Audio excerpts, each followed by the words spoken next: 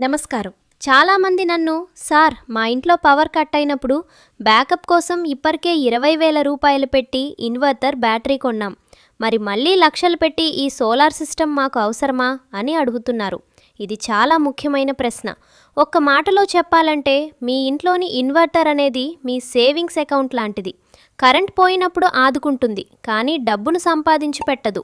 Solar system అనేది మీ వ్యాపారం లాంటిది.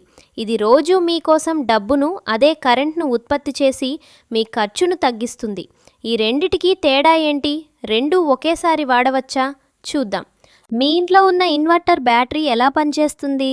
అది కరెంటును ఉత్పత్తి చేయదు. అది కేవలం ప్రభుత్వ గ్రిడ్ నుండి వచ్చిన కరెంటును తీసుకుని బ్యాటరీలో నిల్వ చేసుకుంటుంది.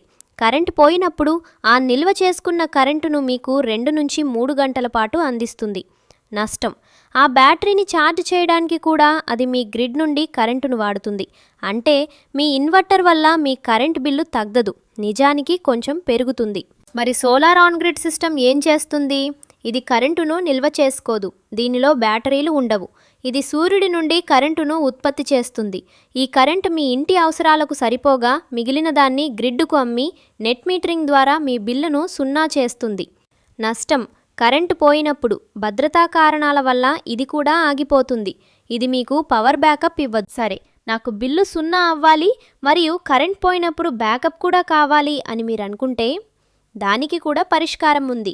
ఆప్షన్ 1: 2 విడివిడిగా వాడటం. మీరు ఆన్ గ్రిడ్ సోలార్ సిస్టమ్ పెట్టుకుని మీ పాత ఇన్వర్టర్ బ్యాటరీని అలాగే వాడుకోవచ్చు. సోలార్ మీ బిల్లును తగ్గిస్తుంది, ఇన్వర్టర్ మీకు బ్యాకప్ ఇస్తుంది. ఇది best solution. Option 2: hybrid inverter. ఇది solar inverter plus battery inverter రెండూ కలిపిన ఒకే యంత్రం. ఇది సోలార్ నుండి పవర్ తీసుకుని మీ ఇంటిని నడిపిస్తూ బ్యాటరీలను కూడా ఛార్జ్ చేస్తుంది. కరెంట్ పోయినప్పుడు బ్యాటరీల నుండి పవర్ ఇస్తుంది.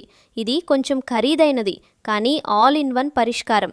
కాబట్టి మీ ఇంట్లో ఇన్వర్టర్ ఉన్నా కరెంట్ బిల్లు భారం తగ్గించుకోవడానికి మీకు సోలార్ సిస్టమ్ ఖచ్చితంగా అవసరం. మీకు బ్యాకప్ ముఖ్యం కాదు, బిల్లు తగ్గితే చాలు అనుకుంటే ఆన్ గ్రిడ్ సోలార్ తీసుకోండి. మొదట్లో కొంచెం ఖర్చైనా పర్లేదు. మీకు బిల్లు తగ్గాలి, బ్యాకప్ కూడా కావాలి అనుకుంటే హైబ్రిడ్ సోలార్ తీసుకోండి. ఈ కన్ఫ్యూజన్ వీడిందా?